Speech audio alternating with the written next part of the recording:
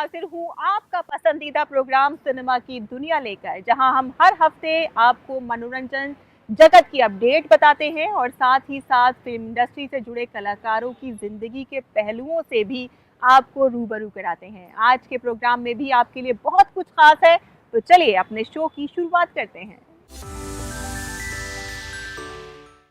आज हम एक गुजरे जमाने की ऐसी अदाकारा की बात करने जा रहे हैं जिन्होंने अपने मासूम चेहरे से सभी दर्शकों का दिल जीता, और उनका नाम है माला सिन्हा। कोई भी अभिनेत्री जिसमें गायकी, नृत्य और अदाकारी तीनों फन हो, ये बहुत ही मुश्किल हुआ है, लेकिन माला सिन्हा इन तीनों में ही माहिर थी। उन्होंने बचपन में गायकी और नृत्य की खास ट्रेनिंग ली थी। 60 के दशक में वो बेहतरीन अदाकाराओं में शुमार होती थी, लेकिन इस मकाम तक पहुंचने के लिए उन्हें बहुत संघर्ष करना पड़ा। आपको बता दें कि वो बॉलीवुड में उस वक्त आई थी कि जब बॉलीवुड में मधुबाला, मीना कुमारी, नरगिस और नूतन अपने जलवे बिखेर रही थी, और उन सब के बीच उन्होंने अपना एक अलग मकाम बनाया। यहाँ तक कि उनकी जो पहली फिल्म थी गुरुदत्त की प्यासा, उसमें उनके साथ वहीदा रहमान थी। ये फिल्म बहुत कामयाब हुई और उसमें माला सिन्हा की अदाकारी को खूब पसंद किया गया, और उसके बाद तो माला सिन्हा ने पीछे मुड़कर ही नहीं देखा। उस दौर के सभी बड़े निर्देशकों के साथ उन्होंने काम किया और कई हिट हीरोज के साथ उनकी जोड़ी जमी।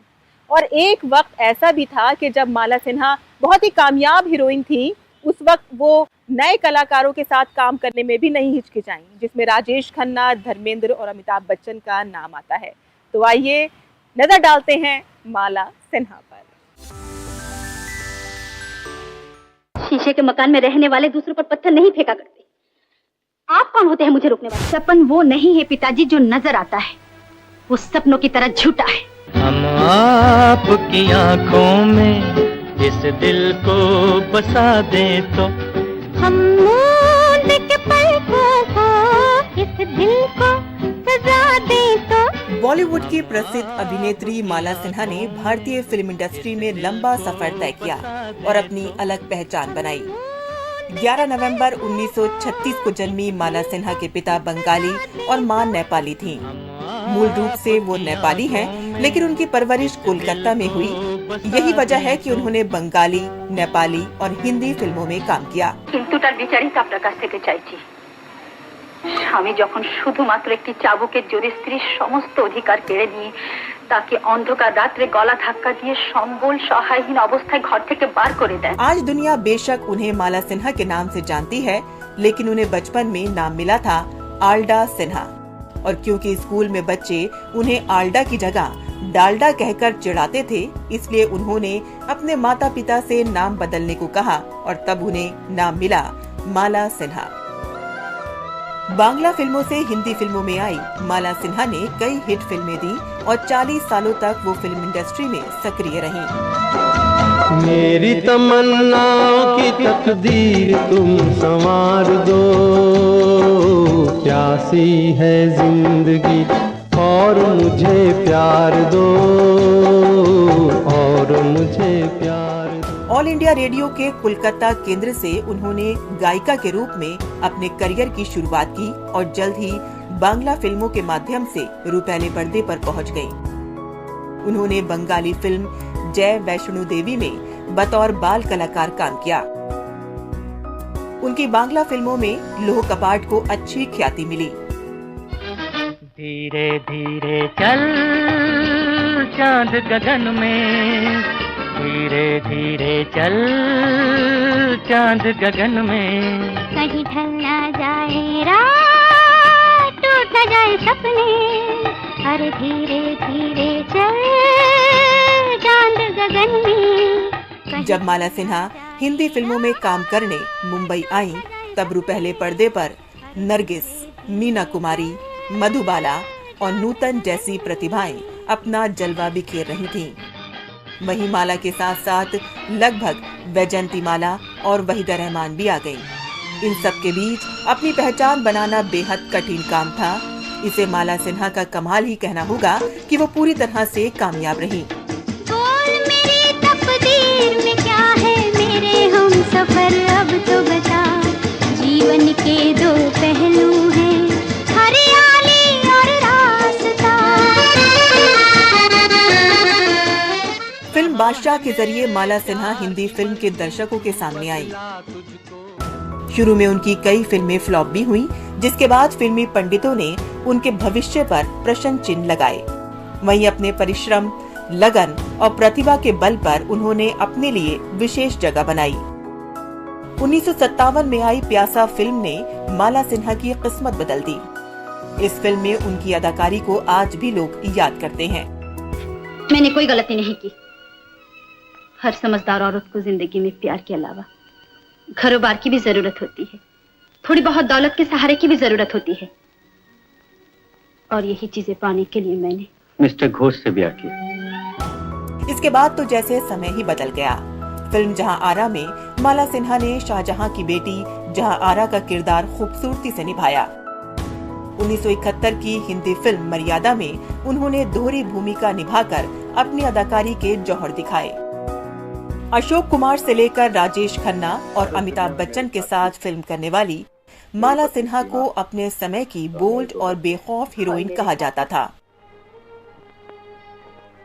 आपके हाथों से मेरे गले में बांधा हुआ ये मंगलसूत्र। 1957 की धूल का फूल में उन्होंने एक बिन बिहाई लड़की का किरदार निभाया, जिसे दर्शकों ने खूब पसंद किया। वहीं फिल्म गुमराह में उन्होंने एक्स्ट्रा मैरिटल अफेयर करने वाली युवती का किरदार अदा किया। और 1969 में आई मेरे हुजूर राजकुमार, जितेंद्र और माला सिन्हा की सदाबहार म्यूजिकल रोमांटिक हिट साबित हुई। ये माला सिन्हा के करियर की बेहतरीन फिल्मों में शुमार हो गई।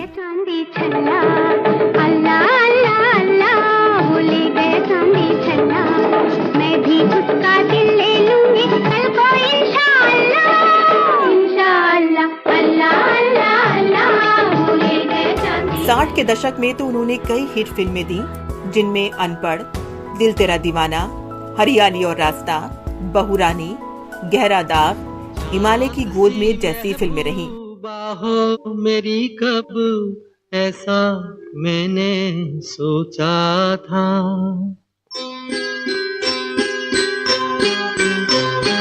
हाँ तुम बिल्कुल वैसी हो जैसा मैंने सोचा था। उनकी ज्यादातर फिल्मों में धर्मेंद्र, राजकुमार, राजेंद्र कुमार, बिस्वजीत, किशोर कुमार, मनोज कुमार और राजेश खन्ना के साथ उनकी जोड़ी बनी। हिंदी सिनेमा में ऐसी बहुत कम अभिनेत्रियां हुई हैं जिन्हें पर्दे पर देखकर आम महिला दर्शक अपनी निजी जिंदगी से जोड़ने लगे, और सिर्फ इसी वजह से उन्हें पारिवारिक और सामाजिक फिल्मों में लगातार काम मिलता रहा। फिल्मकारों का मानना था कि उन्हें पर्दे पर देखकर महिलाएं अपने आंसू नहीं रोक पाती। माला सिन्हा की इसी खूबी ने उन्हें उन निर्देशकों का प्रिय बना दिया जो आंसू और कहकहों के बीच फैमिली ड्रामा चित्रित करने में माहिर थे। तुम्हारी नजर क्यों खफा हो गई, खता बख्श दो गर खता हो गई। हालांकि माला सिन्हा में हर तरह की भूमिका निभाने की क्षमता रही। यही वजह है कि उस वक्त के हर बड़े डायरेक्टर की वो पसंद थी। ले जाऊंगी इसे, और जो तोले मासे का भी फर्क नजर आया इस गाय में तो फिर दिल तेरा दीवाना है सनम, जानते हो तुम कुछ ना कहेंगे हम, जानते हो तुम कुछ ना कहेंगे हम, मोहब्बत की कसम, मोहब्बत की कसम। और अब हम बात करेंगे फिल्म इंडस्ट्री में बहुमुखी प्रतिभा के धनी कहे जाने वाले कलाकार संजीव कुमार की। संजीव कुमार की अदाकारी के बारे में जितना कहा जाए उतना कम है।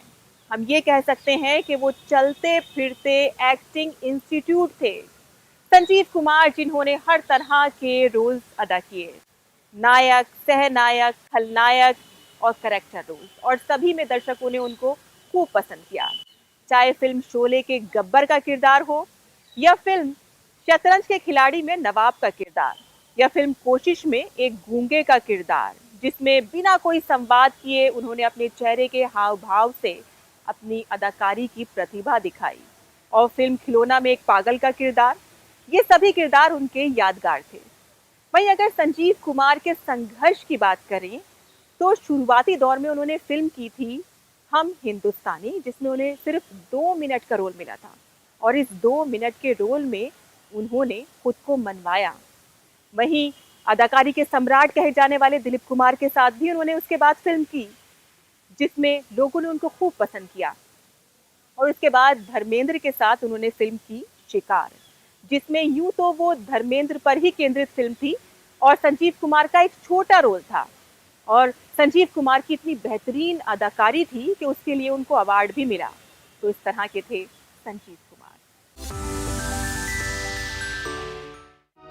ढूंढता है फिर वही फुर्सत पे रात दिन, दिल ढूंढता है फिर वही। सपने प्राइस टैग के साथ आते हैं, ढेर सारा स्ट्रगल, बेशुमार वक्त की इन्वेस्टमेंट, कदम कदम कुर्बानियां, ये सब हिस्सा है कामयाबी की उस जद्दोजहद का जिससे गुजरकर आप अपने सपनों की मंजिल तक पहुंचते हैं। अदायगी के बेताज बादशाह थे संजीव कुमार। हालांकि कई बार कीमत इससे बड़ी होती है, कई बार आप अपनी आत्मा से समझौता कर जाते हैं।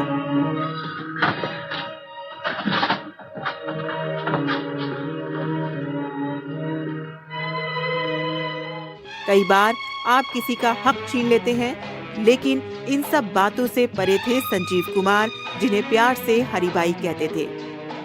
हर एक फिल्म को अहमियत देना और शिद्दत से काम करना उनकी आदत थी।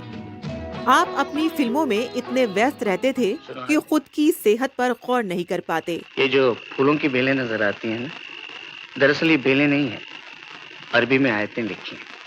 इसे दिन के वक्त देखना चाहिए, बिल्कुल साफ नजर आती है। दिन के वक्त ये सारा पानी से भरा रहता है।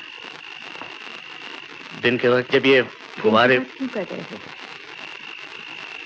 कहाँ आ पाऊंगी मैं दिन में? उनका मानना था कि आप सफल हो जाते हैं, फिर किसी सुहानी शाम पलटकर देखते हैं तो पाते हैं कि आपका सफर बेदाग नहीं है, अपनी जर्नी बेमिसाल रही है। आप सेल्फिश नहीं थे, खुद पसंद थे। मैम साहब, आज आप लेट हो गई। आज आप जल्दी आ गए साहब। अब से ऐसा ही होगा। आपका प्यार ही ऐसा है। हट। ऐसे वक्त आपको जो फीलिंग आती है उसे दुनिया के साथ शेयर करना हर किसी की बस की बात नहीं, लेकिन आपने फिल्मों में अपने किरदार को जिया। जहां वालों के आगे मौजूद अपनी नायक की छवि को ध्वस्त करने का साहस सब में नहीं होता। आप उस भावना को दबा देते हैं और अदायगी में जिए चले जाते हैं। महज कुछ लोग ही होते हैं जो अपनी कमियों को, ज्यादतियों को, बेहिसी को कबूल करने का हौसला रखते हैं। इसीलिए संजीव कुमार एक बेहतरीन अदाकार थे, जिनके फन से आज भी सब वाकिफ हैं। तो आज की रात चांद डूबेगा नहीं, रात को रोक लो, रात की बात है और जिंदगी बाकी तो नहीं। वह उन हौसलामंद लोगों में से एक थे जिन्होंने जिंदगी की नाइंसाफियों को भी फराख दिली से कबूल किया। उनके अल्फाज न जाने जिंदगी का कितना फलसफा समेटे हुए थे, न जाने कितनी अदायगी के तीर तरकश में मौजूद रहे इनके पास। हाल में किसके सहारे छोड़ जाते हो, खिलौना जान कर तुम तो मेरा दिल तोड़ जाते हो। एक फिल्म की बात करें तो संजीव कुमार के एक्टिंग टैलेंट को सत्यजीत रे की एकमात्र हिंदी फिल्म शतरंज के खिलाड़ी में देखा जा सकता है। मिर्जा, ये निहायत ही घटिया इल्जाम है हम पर। भला हम कभी ऐसा कर सकते हैं? आप हमें इतना इतना ओछा समझते हैं? आपने हमको धोखे दिए हैं। कितनी बार मोहरे बदले हैं, हमने कुछ नहीं कहा। नया दिन नई रात में संजीव कुमार एक ही फ्रेम में कई तरह के रोल करते नजर आते हैं। मेरा ड्रामे वाला भाई। ये भाई है या बहन है? जिसमें उनकी अदायगी का जौहर साफ जाहिर होता है। जरा हटिए ना। भान कहीं का। चलो। हर एक फिल्म में खुद को नोटिस करवाना एक उपलब्धि ही थी उनकी। ऐसे महान कलाकार को हम सब दिल से सलाम करते हैं।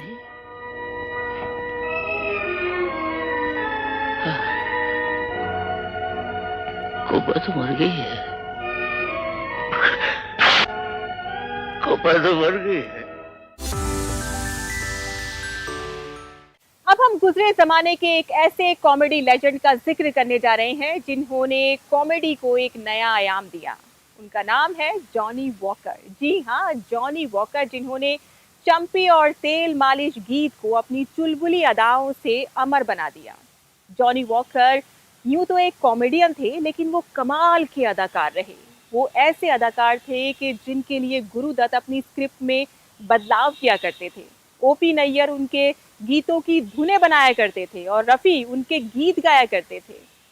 एक बात आपको बताएं कि जॉनी वॉकर शराबी की एक्टिंग के लिए बहुत ज़्यादा मशहूर थे, लेकिन उन्होंने कभी शराब को हाथ तक भी नहीं लगाया था और इसी वजह से गुरुदत्त ने उनको नाम दिया था जॉनी वॉकर। तो आइए आज इस दिलचस्प अदाकार पर नजर डालते हैं। जाने कहाँ मेरा जिगर गया जी, अभी अभी यहीं था किधर गया जी। किसकी अदाओं पे मर गया जी, बड़ी बड़ी अखियों से डर गया जी। लेजेंडरी एक्टर बदरुद्दीन जमालुद्दीन काजी उर्फ जॉनी वॉकर 11 नवंबर 1926 इंदौर में जन्मे जॉनी वॉकर साहब 15 लोगों से भरा हुआ एक घर और जबरदस्त गरीबी के बीच बचपन बिताया। इन्होंने तरह तरह के काम किए। मुंबई बीएसटी में कंडक्टर बने, लोगों को टिकट देने के साथ साथ उनका मनोरंजन भी करते थे। इनकी बातें लोगों को बहुत पसंद आती थीं। एक बार मशहूर कलाकार बलराज साहनी इनकी बस में ट्रेवल कर रहे थे, तभी उनका ध्यान जॉनी वॉकर साहब पर गया। जॉनी वॉकर का अंदाज बलराज साहनी को बहुत पसंद आया, तो बलराज साहनी ने जॉनी वॉकर को कहा कि वह गुरुदत्त से जाकर मिलें। जब वह गुरुदत्त से मिले तो गुरुदत्त ने उन्हें एक शराबी की एक्टिंग करने को कहा। जॉनी वॉकर साहब ने वो किरदार इतने बेहतरीन ढंग से निभाया कि गुरुदत्त जी ने उनका नाम रख दिया जॉनी वॉकर। सामने से मैं कहता हूँ, अबे अंधा हो गया क्या? हट जा, मैं कहता हूँ। यूं तो जॉनी वॉकर साहब ने अनेकों फिल्मों में काम किया है, मगर उनकी कुछ फिल्में जैसे Baazi, Aar Paar, taxi driver, Mr and Mrs 55, CID, Pyaasa, Naya दौर ने उन्हें अलग ही लेवल पर पहुंचा दिया। नाम मेरा अनजाना, इंग्लिश धुन में गाऊं मैं हिंदुस्तानी गाना। ये वो समय भी था कि जब सिर्फ हीरो और हीरोइन के लिए ही गाने कंपोज किए जाते थे, लेकिन जब जॉनी वॉकर साहब ने सिल्वर स्क्रीन पर कदम रखा तो मशहूर म्यूजिक डायरेक्टर ओपी नैयर साहब ने जॉनी वॉकर साहब के अभिनय और पर्सनालिटी को देखते हुए कई गाने कंपोज किए, जिन्हें गाया था बेहतरीन गायक मोहम्मद रफी साहब ने। कहीं ट्राम में, कहीं मोटर, कहीं मिलता है यहाँ सब कुछ, एक मिलता नहीं दिल। कहीं बिल्डिंग, कहीं ट्राम में, कहीं मोटर, कहीं मिलता है यहाँ सब कुछ, एक मिलता नहीं दिल। जॉनी वॉकर गुरुदत्त को अपना मेंटोर और अपना गुरु समझते थे। एक बार कोलकाता में इन दोनों ने एक तेल मालिश करने वाले को मालिश करते देखा। तब गुरुदत्त साहब ने जॉनी वॉकर से कहा कि इस तेल मालिश वाले को गौर से देखो, मैं चाहता हूँ कि मेरी फिल्म में तुम ऐसा ही एक किरदार निभाओ। और इस तरह हमें एक आइकॉनिक गाना सुनने को मिला, सर जो तेरा चकराए। या दिल डूबा जाए, आजा प्यारे पास हमारे, काहे घबराए, काहे घबराए।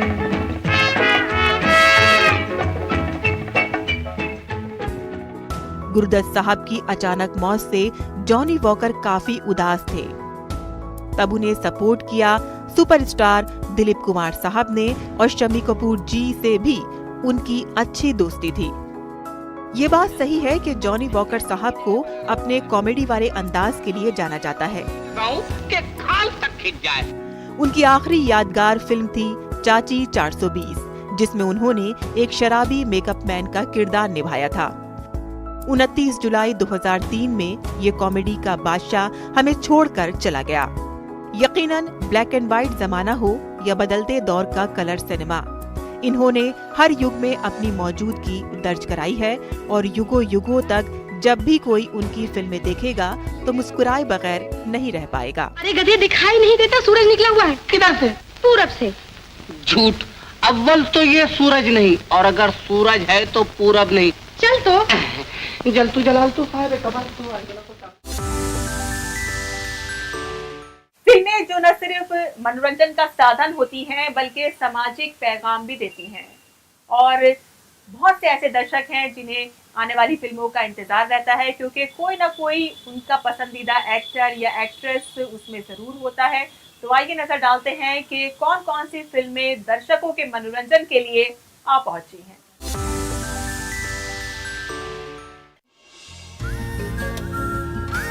बॉयफ्रेंड का नाम क्या है? तपन। तुम दोनों की शादी का हैशटैग ही नहीं बनता।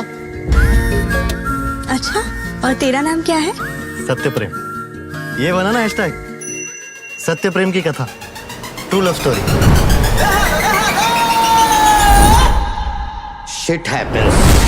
कार्तिक आर्यन की मोस्ट अवेटेड फिल्म सत्य प्रेम की कथा उनके फैंस के लिए आ पहुंची है। बासी फाफड़े जैसे मुंह बनाया खड़ा है। अना तू ना इसलिए। अरे एक शॉट में कंसीव किया दिवाली और मैंने तुझे यार। तो मैं अपने बच्चों को कब कंसीव करूं पापा?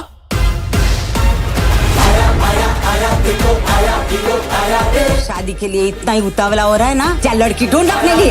अरे इंटरनेट पे इसको फॉलोअर्स नहीं मिलते, लड़की क्या मिलेगी। इस रोमांटिक कॉमेडी फिल्म में कार्तिक और कियारा की जोड़ी दिल लूटने वाली है। सीरियस बॉयफ्रेंड है या ऐसे खाई पीने मजा? नहीं, अगर ऐसे खाई पीने मजा है तो मैं वेट करने के लिए रेडी हूँ। क्यों? सीरियस होने के लिए। पक्का? 100%। फिल्म के ट्रेलर में देखें तो कार्तिक एक ऐसे रोल में नजर आ रहे हैं जिसे शादी के लिए लड़की नहीं मिल रही है। इस बीच उन्हें कियारा मिल जाती हैं। मैंने सोचा अपनी बाइडी के लिए अपने आप को सेव करके रखता हूँ। हाँ, लेकिन ये कभी नहीं सोचा था कि आप ही मेरी बाइडी बन जाएंगी। सौंपूं दूं तुझको ये दिल संभाले रखा था। तुम बोलने के पहले बिल्कुल सोचते नहीं हो ना? सच बोलने के पहले सोचने का क्या? सोचना पड़ता है, कुछ सच ऐसे होते हैं जो दूसरों को बर्दाश्त नहीं होते। हालांकि ट्रेलर में कियारा की शादी किसी और से होती नजर आ रही है। इस फिल्म का निर्देशन समीर विध्वंस ने किया है।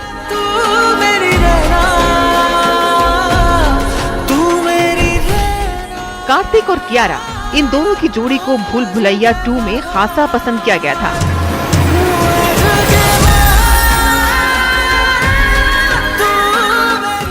फिल्म फुल एंटरटेनमेंट लग रही है और साथ ही म्यूजिक का भी पावरफुल डोज दिया गया है। अब देखना होगा कि दर्शकों को ये फिल्म कितनी पसंद आती है।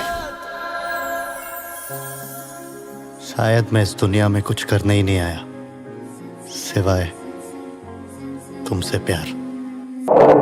हमारी जिंदगी हमारे फैसलों का लेखा जोखा है और हम अतीत से भाग नहीं सकते। ईथन, तुम्हारा ये मिशन तुम्हें बहुत महंगा पड़ेगा, याद रहे। हॉलीवुड इंडस्ट्री के स्टार अभिनेता टॉम क्रूज की फिल्म मिशन इम्पॉसिबल 7 साल की बहुप्रतीक्षित फिल्मों में से एक है। एक अरसा बीत चुका है दोस्त, अंदाजा भी नहीं लगा पाओगे मेरे पीछे की ताकत का। वो तुम्हारी कहानी जानता है और उसका अंत भी।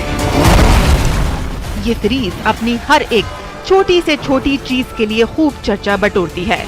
फिल्म के ट्रेलर से जाहिर होता है कि दर्शकों को इस बार और भी तगड़ा एक्शन, स्टंट और एडवेंचर देखने को मिलेगा। इसकी तकदीर लिखी जा चुकी है, तुम्हारी भी लिखते हैं। अगर इन्हें कुछ भी हुआ ना, ऐसी कोई जगह नहीं बचेगी जहां तुम मुझसे बच नहीं पाएगा, और ये लिखा हुआ है। मिशन इम्पॉसिबल 7 में एथन की टीम खतरनाक हथियारों को ट्रैक करने वाली है, जिसमें उसकी जान और मान का खतरा है। ईथन, तुम्हारा मकसद क्या है? तुम तुम्हारा असली मकसद क्या है?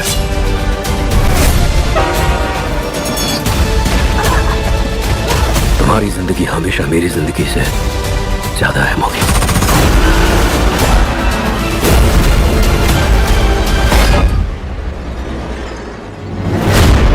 इस मिशन के आगे हम में से किसी की जिंदगी मायने नहीं रखती। दुश्मन देश को बर्बाद करने के लिए खतरनाक जाल बिछाते हैं।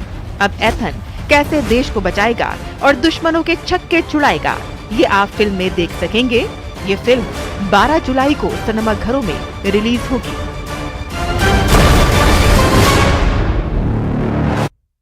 Mission impossible dead reckoning part 1। तो आज के शो में बस इतना ही। अगले हफ्ते हम फिर हाजिर होंगे फिल्मी जगत से जुड़ी तमाम अपडेट से आपको रूबरू कराने के लिए। तब तक के लिए हमें इजाजत दीजिए। Bye bye and take care.